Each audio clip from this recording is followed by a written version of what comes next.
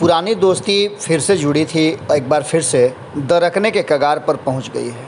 आपको बता दें कि बिहार में एनडीए के 4 घटक दल हैं, जिसमें से नीतीश कुमार बहुत पुराने साथी हैं और लंबे समय से भारतीय जनता पार्टी के साथ रहे हैं। अगर बीच के कुछ कालखंडों की बात कर दें तो नीतीश कुमार भारतीय जनता पार्टी और एनडीए से अलग रहे, लेकिन पुनर्वापसी के बाद भी नीतीश कुमार और भारतीय जनता पार्टी के संबंधों को कहा जा रहा था कि उतने ही प्रगाढ़ हैं।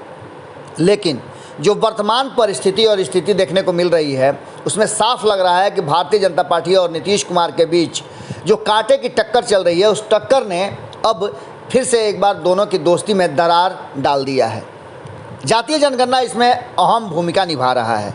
आपको बता दें कि जातीय जनगणना को लेकर के जहां एक तरफ नीतीश कुमार ने बयान दिया है कि हर हाल में वो जातीय जनगणना कराएंगे और उन्होंने कड़े शब्दों में केंद्रीय नीतियों का और केंद्र सरकार का आलोचना किया है और कड़ी चेतावनी भी दी है कि एनडीए की सरकार बिना हमारे कॉन्सेंट के, बिना हमसे पूछे, बिना राय मशवरा के आखिर जातीय जनगणना नहीं कराने का हलफनामा जो कोर्ट में दे दी है, उसका क्या औचित्य है? क्या हम एनडीए के सदस्य नहीं हैं? इसके साथ ही नीतीश कुमार ने कहा है कि अगर इस पर पुनर्विचार नहीं होता है तो वो जातीय जनगणना के लिए किसी भी हद तक जाएंगे जिससे कि जातीय जनगणना हो सके। अब इन सब बातों को लेकर के नीतीश के जनगणना पर एक्शन में आते ही बीजेपी का रिएक्शन सामने आ गया है। साफ तौर पे बीजेपी ने कहा है कि ये सब नौटंकी है। प्रदेश भाजपा के उपाध्यक्ष राजीव रंजन ने कहा है कि जातियों के नाम पर समाज को बांटने का ये सीधी तौर पे प्रयास किया जा रहा है, जिन्होंने बरसों सत्ता की मलाई खाने वाले, इसमें हालांकि उन्होंने इशारों में नीतीश कुमार पर हमला जरूर किया है, क्योंकि नीतीश कुमार के बयान के बाद ये बयान आया है, लेकिन उन्होंने इशारा किया है कि राजद, कांग्रेस जैसे दलों का जातीय जनगणना के नाम पर आंसू बहाना महज राजनीतिक नौटंकी है। साफ तौर पर उन्होंने कहा है कि अंग्रेजों द्वारा की गई जनगणना में जहां तकरीबन 24 जातियां सामने आई थी, वहीं आज यह संख्या 4 लाख के पार कर चुकी है। इतनी बड़ी संख्या के समायोजन के लिए डाटाबेस बनाना दुष्कर है।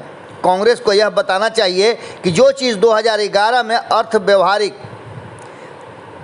और साथ साथ मुश्किल भरा लग रहा था कराने के बाद भी उन्होंने इसकी घोषणा इसे प्रकाशित नहीं किया, आज वो क्यों इसे अव्यवहारिक से व्यवहारिक बनाने पर तुले हुए हैं।